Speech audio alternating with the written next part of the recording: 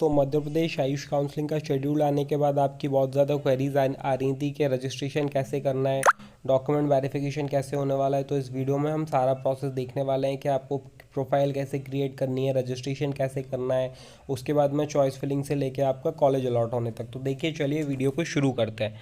तो देखिए, सबसे पहले आपको ayush.mponline.gov की वेबसाइट पर जाना है। ये आपकी वेबसाइट होने वाली है। इस वेबसाइट पे आप जैसे ही जाएंगे कुछ ऐसा इंटरफेस आपको देखने को मिलेगा।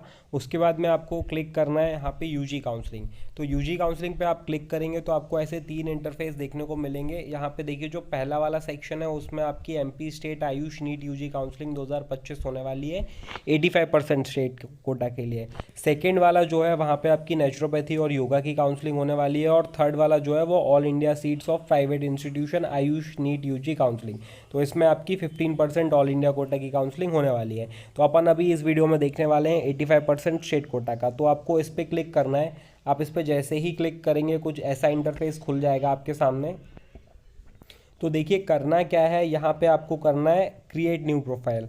तो सबसे पहले आपको प्रोफाइल क्रिएट करनी है ना। प्रोफाइल क्रिएट करने के लिए आपको क्या करना पड़ेगा, तो यहाँ पे आपको अपना नीट का रोल नंबर डालना पड़ेगा। नीट का रोल नंबर के डालने के बाद आपको डेट ऑफ बर्थ डालनी पड़ेगी और डेट ऑफ बर्थ के बाद आपको डालनी पड़ेगी सीक्रेट की।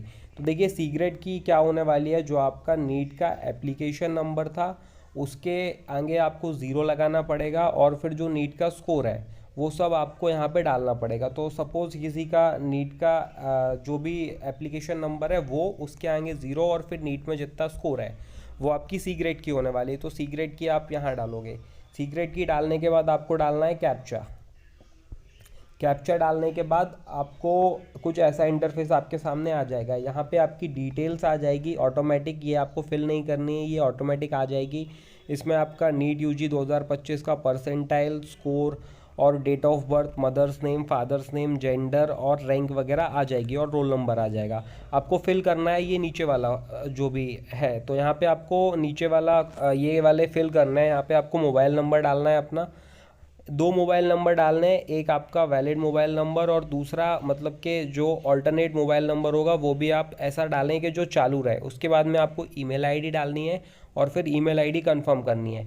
उसके बाद में फिर आईडी प्रूफ डालना है। आईडी प्रूफ में देखिए आप कुछ भी डाल सकते हैं अपना, जैसे पासपोर्ट वगैरह, आधार कार्ड डाल सकते हैं और फिर आईडी प्रूफ नंबर डालना है और फिर कॉरस्पॉन्डिंग एड्रेस डालकर आपको प्रोसीड कर देना है। प्रोसीड करने के बाद देखिए क्या होगा, यहाँ पे फिर आपको पासवर्ड क्रिएट करने का ऑप्शन आ जाएगा। तो है ना, आपके नंबर पर ओटीपी आएगी। ओटीपी जब आप यहाँ पर डालेंगे, ओटीपी डालने के बाद आपको यहाँ पे पासवर्ड क्रिएट करने का ऑप्शन आ जाएगा। तो पासवर्ड जो क्रिएट होगा वो मिनिमम 8 कैरेक्टर का होगा। 8 कैरेक्टर होने चाहिए और उसमें एटलीस्ट एक न्यूमेरिक कैरेक्टर होना चाहिए, एक लोअर केस होना चाहिए और एक अपर केस, और एटलीस्ट 1 स्पेशल कैरेक्टर होना चाहिए। तो मैक्सिमम 15 कैरेक्टर आप यूज़ कर सकते हैं और मिनिमम 8 कैरेक्टर उसमें होने चाहिए। तो आप जैसे ही पासवर्ड क्रिएट करोगे, यहाँ पे कंफर्म पासवर्ड करोगे और वैलिडेट और सेव कर दोगे, इसके बाद में आपकी क्या होगा, प्रोफाइल बन जाएगी।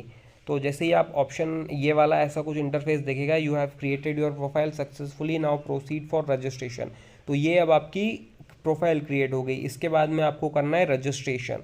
तो रजिस्ट्रेशन करने के लिए देखिए क्या है, रजिस्ट्रेशन करने के लिए आप जैसे ही अपनी प्रोफाइल खोलोगे तो कुछ ऐसा इंटरफेस दिखेगा, है ना। ये आपकी कैंडिडेट प्रोफाइल क्रिएट हो गई। उसके बाद आपका दूसरा जो प्रोसेस है वो गया कैंडिडेट रजिस्ट्रेशन। कैंडिडेट रजिस्ट्रेशन के बाद डॉक्यूमेंट वेरिफिकेशन, डॉक्यूमेंट वेरिफिकेशन के बाद चॉइस फिलिंग एंड लॉकिंग, उसके बाद व्यू अलॉटमेंट लेटर और रिपोर्टिंग एट इंस्टीट्यूट। ये आपका जो है वो कैंडिडेट स्टेटस ट्रैकर है। तो यहाँ पे अपन देख सकते हैं, जैसे अपन ने प्रोफाइल क्रिएट कर ली, उसके बाद अपन को करना है ये दूसरा वाला कैंडिडेट रजिस्ट्रेशन। तो रजिस्ट्रेशन करने के लिए आपको यहाँ पे क्लिक करना पड़ेगा, रजिस्ट्रेशन फॉर्म खुल जाएगा। तो रजिस्ट्रेशन फॉर्म खुलने के बाद वहाँ पे आपको डिटेल्स डालनी पड़ेंगी अपनी सारी। देखिए, ये आपका डिटेल्स ऑटोमेटिक आ जाएगी। यहाँ पे नीट की अटेंडेंस शीट का मॉडल आ जाएगा। उसके बाद में ये कुछ ऐसा आपका रजिस्ट्रेशन फॉर्म दिखेगा। तो उसमें सबसे पहले आपसे पूछेंगे are you domicile of MP. तो अगर आप येस पे क्लिक करते हैं तो आपको रेफरेंस नंबर डालना पड़ेगा अपना, जो भी डोमिसाइल सर्टिफिकेट है उसमें एक रेफरेंस नंबर रहता है। अगर आपको उसके बारे में डिटेल्स चाहिए तो आप कांटेक्ट कर सकते हैं मुझसे, या अगर आपको ये प्रोसेस मेरे थ्रू करवानी है, पेड काउंसलिंग करवानी है, तो वो भी हम आपके लिए करके देंगे। क्योंकि होता क्या है कि बच्चे बहुत ज़्यादा गलती कर देते हैं और कभी कभी ऐसा होता है कि कॉलेज लेने से वो चूक जाते हैं। तो अगर आपको कोई गलती नहीं करवानी तो आप ये प्रोसेस हमारे थ्रू भी करवा सकते हैं। तो देखिए, डोमिसाइल सर्टिफिकेट का रजिस्ट्रेशन नंबर आप यहाँ डालेंगे, उसके बाद में आप यहाँ डालेंगे डेट, किस डेट को वो इशू हुआ था, उसके बाद में प्लेस ऑफ इशूइंग ऑफिस। तो जैसे कि किसी का रजिस्ट्रेशन जो डोमिसाइल सर्टिफिकेट है वो भोपाल से हुआ है तो भोपाल डालेंगे, इंदौर से हुआ है तो इंदौर डालेंगे। उसके बाद में यहाँ पे डालेंगे डेजिग्नेशन ऑफ इशूइंग ऑफिसर। तो जैसे किसने वो जो आपका डोमिसाइल सर्टिफिकेट है वो इशू करा है, जैसे रेवेन्यू ऑफिसर ने करा है, किसने करा है, वो सब डिटेल्स डाल दोगे। उसके बाद में आप कैटेगरी सर्टिफिकेट, जैसे कास्ट, ओबीसी, एससी, एसटी वालों को यहाँ पे कैटेगरी सर्टिफिकेट की वो डिटेल्स डालोगे, same reference number, issue date, place of issuing और डेजिग्नेशन ऑफ इशूइंग ऑफिसर। उसके बाद में आप यहाँ पे क्वालिफाइंग एग्ज़ाम डिटेल्स डालोगे, है ना, जैसे कि यहाँ पे इंग्लिश, फिजिक्स, केमिस्ट्री, बायो, पास पास पास। उसके बाद में ये यहाँ पे आपको चूज़ करोगे डॉक्यूमेंट वेरिफिकेशन का सेंटर।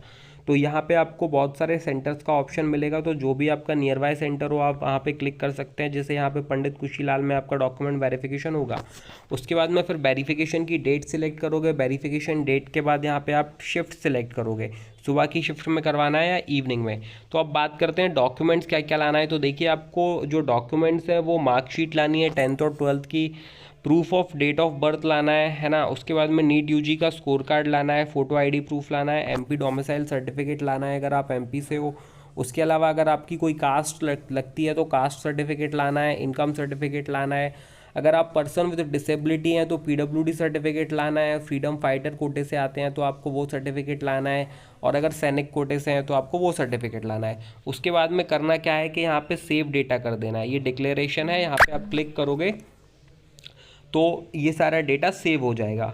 उसके बाद में क्या करना है, उसके बाद में आपको जो after clicking save data button the information submitted by the candidate, आप जैसे ही वो सेव करोगे तो जो भी आपने डिटेल्स डाली है वो यहाँ पे शो करने लगेगा।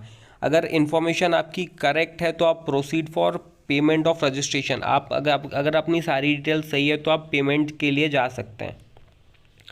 तो देखिए, एक बार आप डिटेल्स चेक कर लेंगे, सारी डिटेल्स चेक करने के बाद यहाँ पे आपको ऑप्शन आएगा रजिस्ट्रेशन फॉर्म फीस। तो देखिए 500 रुपये आपकी फ़ीस होने वाली है, वो यहाँ पे आप क्लिक करेंगे तो ये जैसे ये प्रोसेस है, proceed to payment for registration. तो जैसे ही आप इस पर क्लिक करोगे आपकी पेमेंट हो जाएगी, है ना। पेमेंट आप देखिए नेट बैंकिंग के थ्रू कर सकते हैं, डेबिट कार्ड, क्रेडिट कार्ड और यूपीआई के थ्रू भी कर सकते हो। तो देखिए, आप ये प्रोसेस अगर हमारे थ्रू करवाएंगे तो काफ़ी इजी हो जाएगा आपके लिए, कोई गलती नहीं होगी और हम आपको गाइड करेंगे 1 to 1 कि कब क्या करवाना है। तो अगर आप हमारे थ्रू करवाते हो तो काफ़ी बढ़िया हो जाता है। तो देखिए, ये आपका प्रोसेस होने वाला है रजिस्ट्रेशन तक का। ये उसके बाद में क्या हो जाएगा, कैंडिडेट रजिस्ट्रेशन। ये जो प्रोफाइल है, कैंडिडेट स्टेटस ट्रैकर है, ये कुछ ऐसा दिखने लगेगा। उसके बाद में जब आप डॉक्यूमेंट वेरिफिकेशन करवा लेंगे तो ये प्रोसेस यहाँ तक आ जाएगा। उसके बाद में फिर चॉइस फिलिंग और लॉकिंग होगी तो वो यहाँ तक आ जाएगा, और फिर जैसे आपको कॉलेज अलॉट होगा तो ये प्रोसेस आगे बढ़ता जाएगा। तो देखिए, ये प्रोसेस होने वाला है आपका 85% state quota MP Ayush registration का। आपको अगर इसके बारे में कोई डाउट है या हमसे कोई और इन्फॉर्मेशन चाहिए या हमारे थ्रू काउंसलिंग करवानी है तो आप नीचे वाले नंबरों पर कॉन्टैक्ट कर सकते हैं।